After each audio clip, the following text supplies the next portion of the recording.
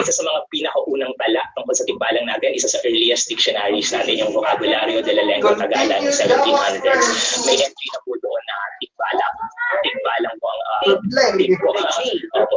po. Pero yung sa pagbitas po kasi sa atin sa wika, yung G at K ay usapin lang ng voiced at unvoiced na sounds ito. So, yung tikbalang po, ang definition lang dito sa dictionary na ito ay kathang nila lang sa kagubatan.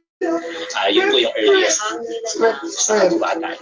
So kung mapapansin po natin, medyo maluwag yung definition na ito, ang daming posibilidad.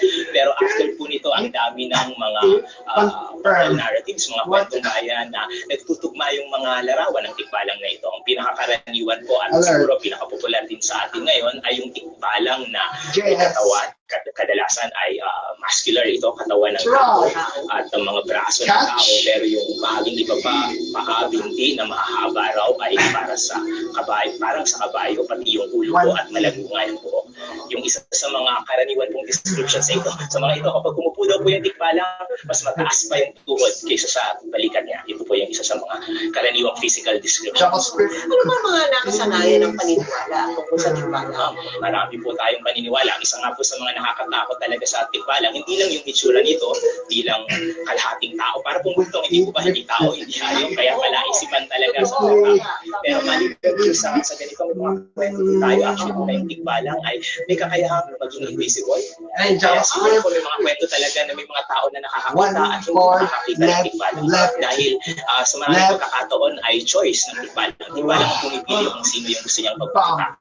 At yung isa naman pong ilan naman pong mga kwento natin, may capability rin po ang tikbalang na magbago ng anyo. Kadalasan kinokopya pa yung mga kamag-anak ng isang tao. At maraming kwento po kapag tinignan po natin yung collection ng mga oral narratives tungkol sa mga fantastic creatures na ito sa Pilipinas na tinipon ng isang UP scholar, si Dr. Damiana Eugenio. May mga kwento po rito na karamihan ay nagaan yung matanda, tapos kunwari tutulungan kang hanapin yung daan kapag naliligaw ka sa gubat, pero isa sa mga pinakapopular na kwento ng tikbalang ay mahilig silang manligaw. Manligaw? Hindi mo manligaw. Hindi mo na kwento rin po na naliligaw yung tikbalang. Pero itong mga ganun. Hindi na po na. Pero usually po ay meron mga ganitong forms ng violence talaga, may pagpaslang at hindi na po natin alam yung extent pa ng ibang physical violence sa kayang gawin ng tikbalang.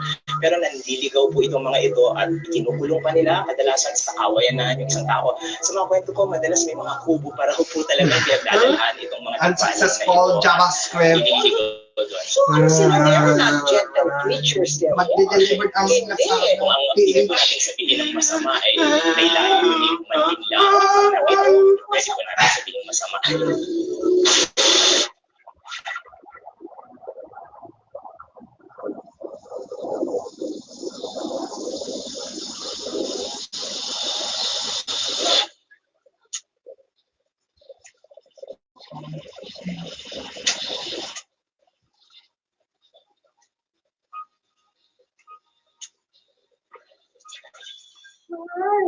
Ay!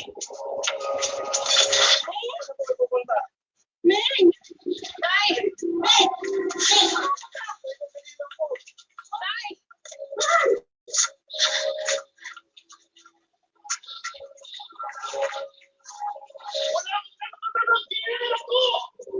Hindi ko siya pagbabayaan!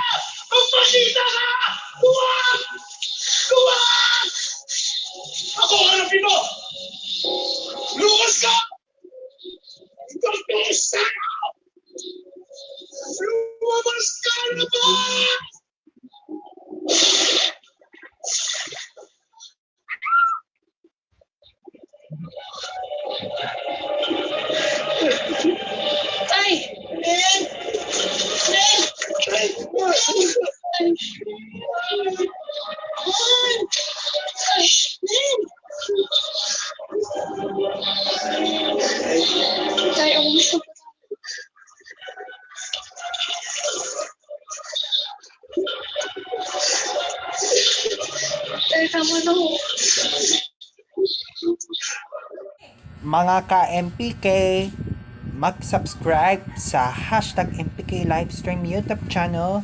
I-click natin ang subscribe yung channel. Pagkatapos, i-click natin ang notifications bell na below. Maraming salamat mga ka-MPK.